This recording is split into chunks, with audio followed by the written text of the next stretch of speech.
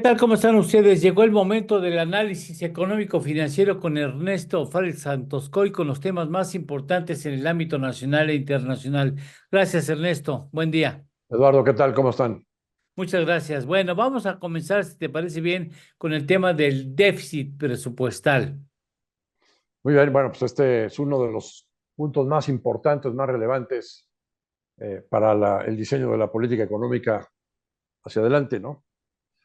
Para la siguiente administración. Y bueno, en primer lugar hay que mencionar, se tiene que aprobar un presupuesto para los últimos 3 meses de este año, un presupuesto de emergencia probablemente, porque se les acabó el dinero y pues de octubre a diciembre, que arranca la administración, pues se necesita ahí un presupuesto.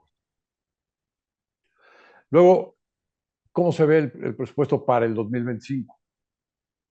El documento que mandó la Secretaría de Hacienda al Congreso, que se llama Precriterios de Política Económica para el 2025, señala que van a reducir el déficit fiscal, que anda en alrededor del 6% del PIB para este ejercicio, lo Ujú. van a reducir de un solo jalón a 3%, que es lo que se considera en todo el mundo como lo aceptable, máximo tolerable, 3% sobre PIB de déficit fiscal, y que lo iban a bajar de un solo golpe, y además todo del lado del gasto, recortando el gasto. El secretario de Hacienda, a su vez, llegó a mencionar posteriormente que ese recorte no iba a generar una recesión porque pues, estaba ocurriendo una inversión muy importante en el lado del nearshoring, ¿no? El fenómeno de la relocalización. Pero la verdad es que no se ha visto ese flujo de inversión y México no lo está sabiendo aprovechar. Los estudios del Tecnológico de Monterrey, por ejemplo, señalan que máximo estamos aprovechando entre un 10 a un 15% de ese flujo de inversión de relocalización a nivel mundial y que hay varios países que lo están ganando, como es el caso de Vietnam, muy lejos de Estados Unidos y sin tratado libre, sin estar dentro del TEMEC, lo están sabiendo aprovechar mejor, o India también, ¿no? Entonces, pues la verdad es que no está tan fácil y ya habíamos comentado en este mismo espacio que seguramente quien ganara las elecciones, pues iba a tener derecho a réplica diciendo, oye, pero yo no quiero entrar con una recesión sota a la administración, a mi administración, porque además, si hay una recesión, pues se te cae la recaudación y el déficit fiscal se te sube más. Y entonces entras como en una especie de círculo vicioso del cual no está tan fácil salir. Y a su vez, pues se pone en riesgo la calificación de riesgo soberano. Entonces, lo lógico es que pues, se fueran por un camino un poco más gradual y además con más elementos. Eh, en el otro extremo, hay quien dice que la señora Sheinbaum debiera de aprovechar su capital político y el control de las cámaras, sobre todo el de la Cámara de Diputados, que tiene que ver con este asunto, y pues incrementar los impuestos, ¿no? Entonces, ese es el otro extremo. Se puede reducir el déficit incrementando impuestos. Se ha escuchado de que le quieren poner unos impuestos a los bancos porque están ganando mucha lana, que se quiere gravar la riqueza, que se quiere gravar las herencias. Hay también un impuesto internacional del 15% a los más ricos, ¿no? Entonces, pues hay elementos que tomar, digamos, en esta óptica del lado de los ingresos. Y hay quien dice, no, pues lo ideal sería que fuera algo gradual.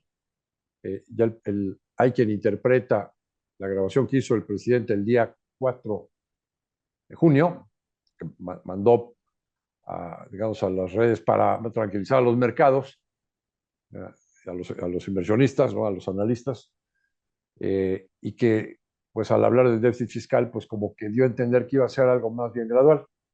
Luego la semana pasada, en una reunión que tuvo la virtual candidata electa, y digo virtual porque todavía no recibe su constancia de mayoría, pues dejó ver, por ejemplo, que el déficit ya no se piensa bajar al 3, sino al 3,5. Y pues hay otras posturas. Por ejemplo, la semana pasada me tocó participar en una rueda de prensa del Instituto Mexicano de Contadores Públicos, donde el presidente del instituto pues dio su postura y dijo, lo que hay que hacer en realidad es revisar a profundidad el marco fiscal que tiene el país, y dio como ejemplo digamos, los elementos de deducibilidad que hoy se tienen y que fueron impuestos por ahí de hace 15 años. Un ejemplo es el de la deducibilidad de automóviles, que se quedó en 175,000 pesos, cuando hoy los precios de los automóviles valen mucho más, medio millón, 1 millón de pesos, 350,000, 400,000. Entonces, si tú elevaras a un máximo, por ejemplo, de 500,000 la deducibilidad de la compra de automóviles, lo que vas a generar es una mayor demanda, que vas a incentivar la demanda de automóviles. ¿Y eso qué te va a generar? Pues una derrama económica importante, no nada más en las armadoras, sino pues en los otros dos anillos de proveedores y los proveedores de los proveedores en autopartes, lo cual te va a generar empleo, te va a generar incremento en las ventas, ¿no? Y te va a generar una mayor recaudación al final de cuentas, tanto en el impuesto de la renta como en el IVA.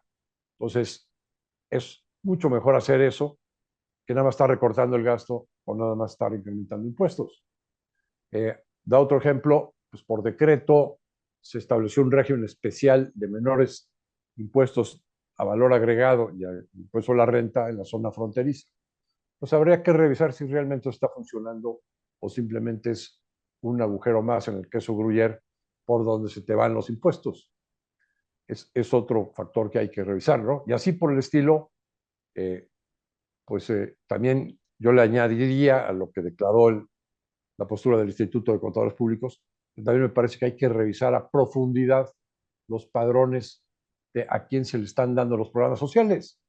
¿Cuánto dinero te imaginas, Eduardo, que no se irá por ahí, por la coladera? Sí, sí, Porque, pues, ¿quién sí. revisa esos padrones? No, ¿De los viejitos necesita o de los jóvenes en prepa y ahora les van a agregar a los de secundaria?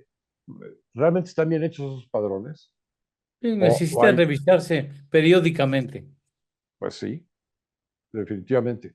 Entonces, sí creo que hay mucho que hacer para revisar cómo se está haciendo el gasto, cómo están eh, generando los ingresos. Esta cuestión de las deducibilidades que me parece fundamental para que la economía pues tenga un régimen fiscal que realmente aliente la actividad económica y no simplemente sea recaudatorio, ¿no?